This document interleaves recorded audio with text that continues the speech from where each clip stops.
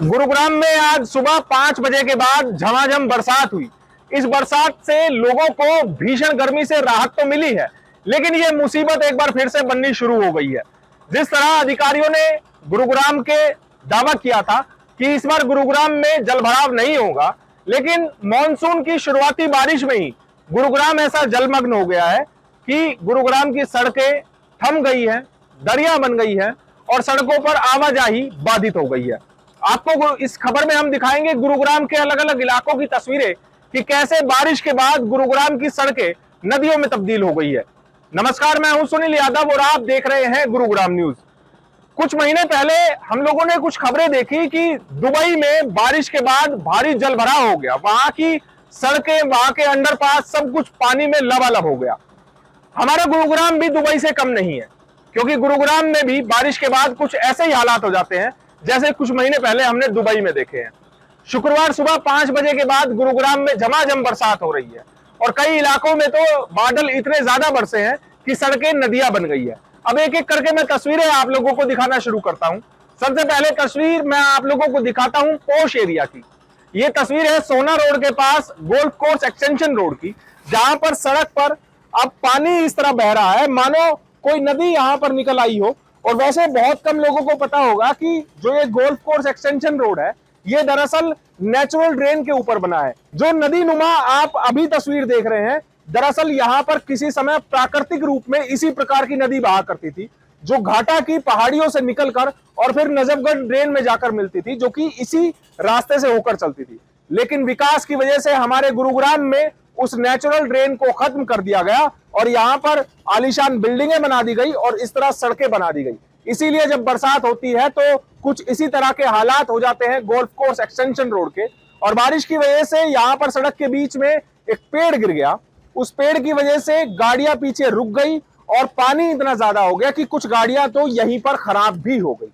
लेकिन Gurugram traffic police के जवान मुस्तैद है, वो ऐसी जगह पर पहुंचते हैं और फिर वहां पर लोगों को गाड़ियां उनकी निकलवाते हैं, ट्रैफिक का संचालन करवाते हैं। लेकिन कुछ लोग ऐसे हैं जो पानी को देखकर घबरा गए और वो रोंग साइड से अपनी गाड़ियां निकालने लगे। इसके बाद जब हम आगे बढ़े तो फिर साउथ सिटी 2 का आप हाल देख लीजिए। सबसे पॉश एरिया माना जाता है और पुराने समय से गुरुग्राम का ये पॉश एरिया है। जब से डीएलएफ है तब से यहाँ पर साउथ सिटी एक सोसाइटी बसाई गई। इस तरह की सोसाइटी जो हाई प्रोफाइल सोसाइटी कही जाती है। लेकिन यहाँ भी सीवरेज के क्या हाल है, यहाँ पर सीवेज सिस्टम कैसा है, वो तस्वीरें आप लोगों के सामने कि यहाँ भी सड़कों पर बुरा हाल है। और आप ठीक अगर सीसपाल विहार के सामने जाएंगे तो वहां पर आपको ऐसा लगेगा कि मानो सामने समुद्र है और कोई गाड़ी इसमें जाने को तैयार ना हो, क्योंकि कुछ गाड़ी चालकों ने अपनी गाड़ियां ले जाने की कोशिश तो करी, लेकिन उनकी गाड़ियां बीच में ही बंद हो गई।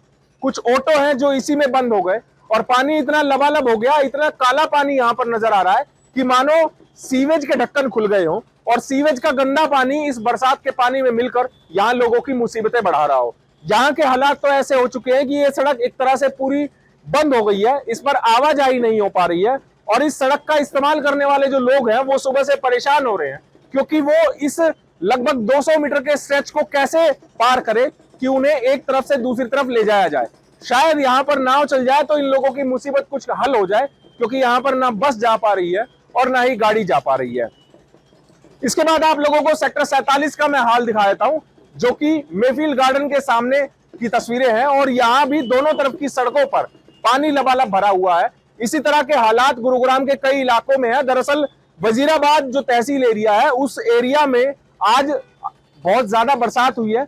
लगभग 50 mm से ज्यादा बरसात वजीराबाद एरिया में हुई है। और गुरुग्राम जिले में अगर बात की जाए तो सबसे ज्यादा बरसात सोना इलाके में हुई है, जहां 80 mm से ज्यादा बरसात वहां पर दर्ज की गई है। लेकिन मैं जो तस्वीरें आप लोगों को दिखा रहा हूं वो सेक्टर 47 की, जो वाकई में बयां करती है कि हर साल इस तरह के हालात होते हैं। हर साल बारिश के बाद सड़कों पर जल भरा हो जाता है, लेकिन हमारी जो सिविक एजेंसीज हैं, जो हमारी जिला प्रशासन है, वो टीमें किस तरह काम करती हैं, वो काम उनका सड़कों पर इसी तरह दिखता है। और हमें तारीफ भी करनी चाहिए उन टीमों की जिनको जिम्मेवारियां दी गई है कि गुरुग्राम की सड़कों पर वो जलभराव नहीं होने देंगे। वो अपनी बात पर कायम है और मौसम भी अपनी बात पर कायम है कि तुम कितने ही वादे कर लो, हम तुम्हें हर बार झूठा साबित कर देंगे। अब आगे बढ़ते हैं, मैं आप लोगों को और पोश सड़क की तस्वीर दिखाता हूं, जिसको सोना रोड कहते हैं। सोना रोड पर आप देखिए जेएमडी मेगापोलिस के सामने दोनों सड़कों पर जल भराव हो गया है और इस जल भराव की वजह से गाड़ियां एक लेन में चल रही है, जिसकी वजह से अब जाम की समस्या भी उत्पन्न होनी शुरू हो गई है। जाम कहां है, वो जाम की तस्वीरें मैं आप लोगों को दिखाता हूं। सोना रोड अंडरपास में जो सुभाष चौक अंडरपास है उसमें जाम लग गया है और हजारों गाड़ियां इस जाम में फंस गई हैं। उसकी वजह यही है कि सोना रोड पर मालवी टाउन के सामने जो जलभराव हुआ है उसकी वजह से गाड़ियां निकल नहीं पा रही है और राजीव चौक से सोना की तरफ जाने वाली सड़क पर पूरी तरीके से चौक हो गया है, जाम हो गया है। सैकड़ों गाड़ियां फंस गई हैं। लोगों को सुबह सुबह दफ्तर जाना है, किसी को जरूरी काम से जाना है, किसी को इमरजेंसी भी हो सकती है, लेकिन वो इस जाम से बिना दो चार हुए यहां से निकल नहीं सकता है। कुछ ऐसे ही हालात यहां पर है। लाख कोशिशें की जिला प्रशासन ने कि दिल्ली गुरुग्राम एक्सप्रेसवे पर पानी ना भरने दिया जाए, जाम ना लगने दिया जाए, लेकिन नरसिंहपुर इलाका एक ऐसा इलाका है जिसका हल अभी तक कोई भी अधिकारी नहीं ढूंढ पाया है। यहाँ अधिकारी आते हैं जाते हैं, इसी तरह आवाजाही लगी रहती है, लेकिन बावजूद इसके गुरुग्राम के हालात कुछ ऐसे ही है। और नरसिंहपुर में भी आज पानी भरा है। सर्विस लेन की तस्वीरें मैं आप लोगों को दिखा रहा हूं। हालांकि इस इलाके में जो बरसात हुई है वो बेहद कम हुई है, वो इतनी कम हुई है कि आप देखिए कि सर्विस लेन पर केवल पानी है और मेन सड़क पर पानी नहीं पहुंच पाए, यानी कि बरसात कम हुई है, लेकिन बरसात कम होने के बावजूद भी इस तरह के हालात यहां पर हो गए हैं। अब मैं नए गुरुग्राम के अलावा यानी कि जो एक्सप्रेसवे है उसके दूसरी तरफ का मैं आपको तस्वीरें दिखाई है। अब मैं आपको पुराने शहर की तरफ लेकर चलता हूं और जिस स्थान के नाम से हमारे गुरुग्राम की पहचान है, जिसके नाम से इस भूमि को पवित्र माना जाता है, मां शीतला, उस मां शीतला के मंदिर के सामने के हालात क्या है वो मैं आप लोगों को दिखा रहा हूं। ये मेरे सहयोगी मनु मेहता ने यहां से रिपोर्ट तैयार की है कि मंदिर के सामने जो सड़क है वो पूरी तरह से पानी से लबालब है, ना यहां से ठीक से गाड़ियां निकल पा रही है और जो मंदिर में आने वाले श्रद्धालु हैं उनको भी इस गंदे पानी से होकर जाना पड़ रहा है। मजबूरी है क्योंकि यहाँ पर व्यवस्था ही ऐसी है। व्यवस्था इस तरह की है गुरुग्राम शहर की कि दुबई भी इसके सामने फेल है, क्योंकि दुबई में भी इतना जलभराव नहीं हुआ था जितना हमारे गुरुग्राम में हो जाता है। इसीलिए हम कहीं तो आगे हैं फॉरेन कंट्रीज से। यहां से मेरे साथी मनु मेहता ने रिपोर्ट तैयार की है, वो रिपोर्ट एक बार आपको दिखाता हूं। उसके बाद मैं आपको उद्योग विहार, ढूंढहेड़ा, इस तरफ की तस्वीरें भी आप लोगों को दिखाऊंगा। शुक्रवार सुबह हुई मॉनसून की पहली बारिश ने गुरुग्राम के प्रशासनिक अधिकारियों की पोल खोल कर रख दी। जहां शहर के ज्यादातर हिस्से जलमग्न नजर आए, वहीं पुराने शहर में भी ये बारिश आफत बनकर सामने आई। आपको तस्वीरें दिखा रहे हैं सामने शीतला माता रोड की। हालात ये हैं कि इस समय आप देख सकते हैं कि गाड़ियां वापिस आने लग रही हैं, इससे आगे जा नहीं पा रही हैं। और ये सिर्फ रोड के एक तरफ का हाल नहीं है, बल्कि दोनों तरफ यही हाल है। दूसरी तरफ भी इसी तरह पूरा लबालब पानी भरा हुआ है, जिसकी वजह से गाड़ियां रेंग रेंग कर चल रही हैं।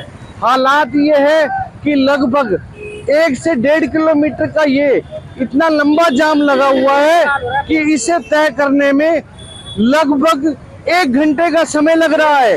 लोग रॉन्ग साइड से आकर अपना किसी तरह निकलने का प्रयास कर रहे हैं, तो वहीं जो सही तरफ से आ रहे हैं वो रेंगते हुए आ रहे हैं। ये हालात शीतला माता मंदिर के सामने दोनों तरफ के आप देख रहे हैं कि किस तरह से पहली बारिश ने उन प्रशासनिक अधिकारियों के दावों को पोल खोली है जो ये कहते थे कि हम जल भराव पर मीटिंग करते हैं।